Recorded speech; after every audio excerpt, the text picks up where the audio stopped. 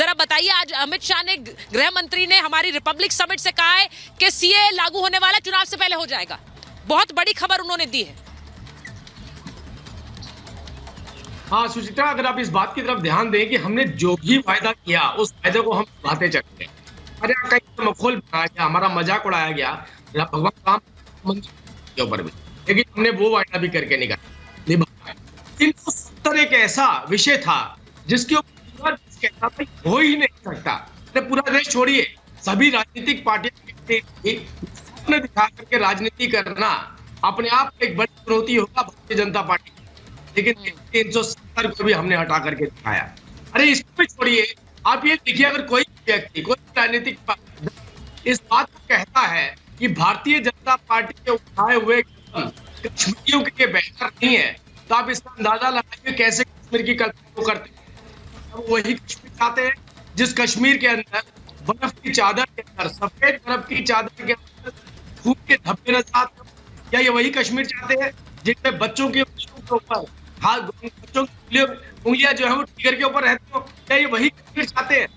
127% कहाँ का medical education का बजट बढ़ा दिया गया, कहाँ किसानों का बजट बढ़ा दिया गया हो, इंफ्रास्ट्रक्चर का बजट बढ़ा दिया गया हो, मेडिकल कॉलेजेस आ रहे हो।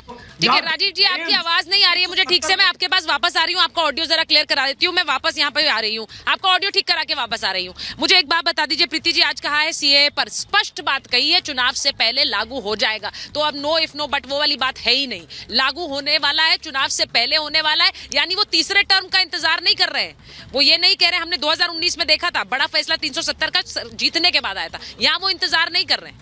सीए से पहले मैं कश्मीर में बोलूंगी, जो लोग ये बार बार बोलते हैं, अच्छा कश्मीर की तस्वीरें आ रही हैं, जो वीडियोस आ रहे हैं, उसमें मुस्लिम महिलाएं ये बात कह रही हैं कि हम बहुत खुशकिस्मत हैं कि हमको प्रधानमंत्री मोदी जी जैसा प्रधानमंत्री मिला है। दूसरी चीज़, जो लोग ये कहते हैं कि कश्मीर की जनता से पूछे बगैर कश्मीर का फैसला कर दिया, तो आप कश्मीरी पंडितों को जनता नहीं मानते थे क्या? वो आज तक शिविरों में रहते, उनको जनता नहीं मानते थे क्या? उनको निकाल दिया, उनको जनता नहीं मानते क्या? वहाँ के नेताओं के बच्चे अमेरिका लंदन में पढ़ते हैं, जहाँ पे यूसीसी लागू है, वही यूसीसी का देश में विरोध, सीए का विरोध, पॉपुलेशन कंट्रोल पे विरोध।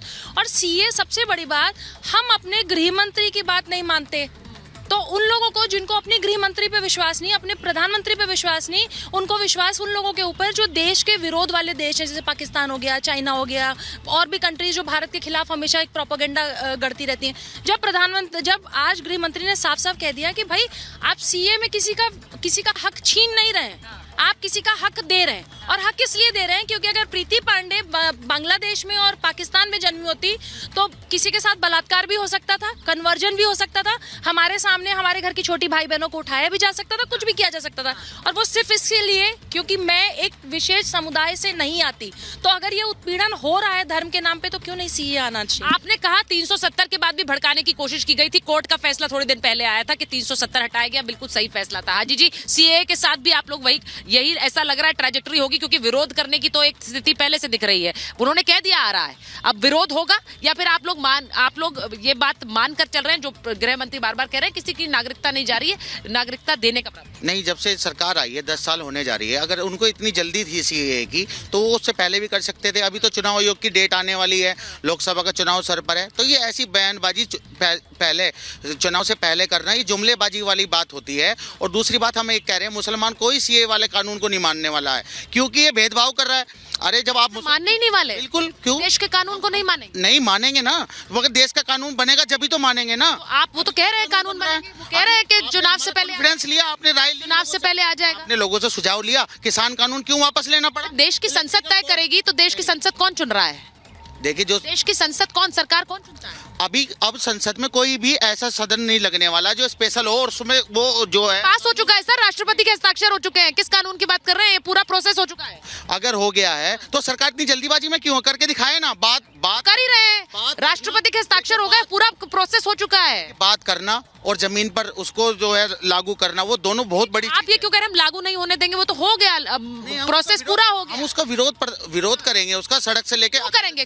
क्यों जाएंगे? करेंगे? नहीं, आप किसान क्या क्या क्यों नहीं आप नुकसान क्या? मुसलमानों को क्यों हाजी जी का नुकसान, हमारा देश क्या हाजी जी का नुकसान क्या है? नहीं, मेरा नुकसान ये है कि अगर कोई हमारा भाई पाकिस्तान में भी रहता है मुसलमान, या बांग्लादेश में रहता है, या अफगानिस्तान में रहता है, वहाँ पर माइनॉरिटी नहीं है, पाकिस्तान में रहना माइनॉरिटी नहीं है वहाँ। नहीं तो ये कौन सा भेदभाव नहीं हो? माइनॉरिटीज के साथ भेदभाव है ना, माइनॉरिटीज बिल्कुल हो रहा है भेदभाव। तो मान रहे ना आप माइनॉरिटी, तो वो माइनॉरिटी नहीं है उस देश में, कैसे कर दे, कैसे कर दे, कैसे देश में, बांग्लादेश में, हाँ हाँ बांग्लादेश में ये भेदभाव इसलिए पहले तो यहाँ मुस्लिम्स का चैप्टर है ही नहीं। बार बार जब माइनॉरिटी की हम बात करें तो मुस्लिम कहाँ से आई माइनॉरिटी में बाहर के? वो तो जो 6 लोगों की बात हो रही है मुस्लिम है ही नहीं ना, तो सिख है, ईसाई है, बौद्ध है, पारसी है। भैया इसलिए ये हो रहा है क्योंकि 1951 में एक छोटा सा एग्जांपल, बांग्लादेश में 28% हिंदू थे, आज 8% है। तो ये जाते कहाँ है? आसमान निगल लगता है, धरती के अंदर पाताल में चले जाते हैं। आपके सामने हाजी जी, मैं कह रहा हूँ पाकिस्तान में हिंदू हमारे भाई 2 सांसद है। मैं आपको एक आंकड़ा दे रहा हूँ, और हिंदुस्तान में भाजपा की सरकार में और केंद्र में भी सरकार है, उनके राज्यों में भी सरकार है। बताइए कहाँ पर मुसलमान एमपी है, कहाँ पे कोई विधायक है? तो मैं कह रहा हूँ ये टारगेट करने वाला ये इक्वेशन कहाँ से बिठाया आपने? टारगेट करने अरे भाई एक मिनट, मैं सुशील जी आपसे पूछ रही हूँ, एक मिनट सुशील जी मैं आपसे पूछ रही हूँ, जो भारतवंशी हैं, जब वो बार बार कहते हैं कि भाई अगर जो लोग माइनॉरिटीज हैं इन देशों में, उनका मूल स्वरूप कहाँ से आया है, वो अगर भारत में शरण नहीं ले तो कहाँ ले? और इसीलिए भारत में वो जो जिनको प्रताड़ित किया गया, ये नहीं है कि सबके लिए, जो प्रताड़ित माइनॉरिटीज है वो कहाँ जाएंगे शरण ले? बिल्कुल, ये राइट ऑफ इक्वालिटी की बात कर रहे हैं कि सबके साथ बराबरी होनी चाहिए। भाई इस देश में अल्पसंख्यकों के लिए विशेष कानून है कि नहीं है? वो वहां पर राइट ऑफ इक्वालिटी कहाँ जाता है? वहां बराबरी क्यों नहीं आती है? क्योंकि अल्पसंख्यकों को विशेष प्रावधान मिलने चाहिए उनकी सुरक्षा के लिए। ये प्रावधान वहां की सरकारें नहीं देती हैं, इसलिए वहां के अल्पसंख्यक निगले जा रहे हैं, उनकी नस्लकुशी हो रही है, उनका जातीय विध्वंस हो रहा है। 1.5% रह गए हैं पाकिस्तान की जनसंख्या में मुट्ठी भर हिंदू और सिख। अफगानिस्तान में 45 बचे हैं कुल मिला के। किसी का सीना नहीं छलनी होता है ये सुनकर, और फिर कहते हैं मुसलमान क्यों नहीं आने चाहिए।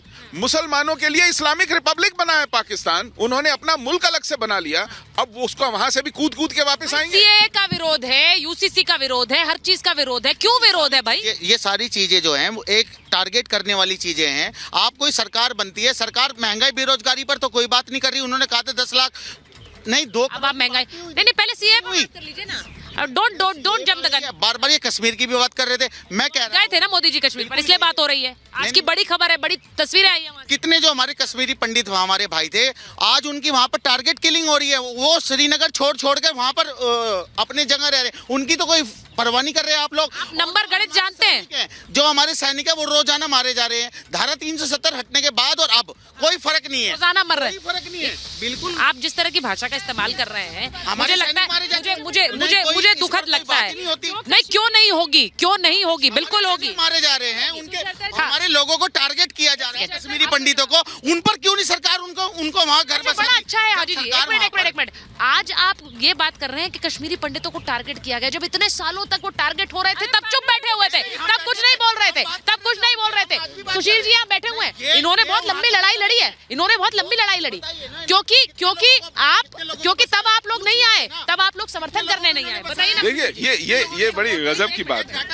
नहीं, ये बहुत अच्छी बात कह रहे हैं, बहुत सही बात कह रहे हैं कि वहाँ आज भी चलिए टारगेटेड किलिंग्स हो रही हैं, एनकाउंटर्स में हमारे जवान अपना बलिदान दे रहे हैं। कौन मार रहा है उन पर गोली? वो बंदूकें कहाँ से आ रही हैं? ये आतंकवाद जिहाद नहीं है तो क्या है? और इस जिहाद की आप मजम्मत क्यों नहीं करते? आप मरने वाले के साथ सहानुभूति जता रहे हैं, मारने वाले का नाम लेकर के राजी नहीं है। आप जो ये दहशतगर्दी कर रहा है उसकी मजम्मत करने के लिए, उसकी निंदा करने के लिए राजी नहीं है। मरने वाले पर आप गढ़ियाली आंसू बहा रहे हैं। ये दोगलापन अब समझ गई है जनता, दुनिया देख रही है कि आप अपने अंक बनाने के लिए, ब्राउनीज के लिए आप कह रहे हैं ये भी मर रहा है, वो भी मर रहा है, वो भी भुगत रहा है, ये भी भुगत रहा है, इसको नौकरी नहीं, उसको अनाज नहीं है। इस तरह की धमकियां जो हैं, जैसा हाजी जी अभी बोल रहे थे। राजीव जी अगर आप मुझे सुन पा रहे हो, मैं एक बार आपके पास वापस आ रही हूँ क्योंकि आपका ऑडियो दुरुस्त हो गया, मैं उम्मीद कर रही हूँ। हाजी जी यहाँ पे कह रहे हैं हम आने नहीं देंगे सीए, हम प्रोटेस्ट करेंगे, सड़क से लेकर संसद तक हंगामा करेंगे। नहीं, मुझे एक बात समझ में नहीं आ रही है, इनका जो ना आने का उद्देश्य है वो सोचिए क्या हो सकता है। ये उन देशों से प्रताड़ित किए हुए लोग हैं जिन देशों ने भारत को तोड़ करके अपना इस्लाम के आधार पर देश बनाया था। अगर वहां का प्रताड़ित किया हुआ व्यक्ति, अगर हम उसको शरण देते हैं तो उसमें इनको आपत्ति क्या हो सकती है? तो आप ये सोचिए कि अगर ये कहते हैं वो हमारे भाई हैं, बिल्कुल। वो हमारे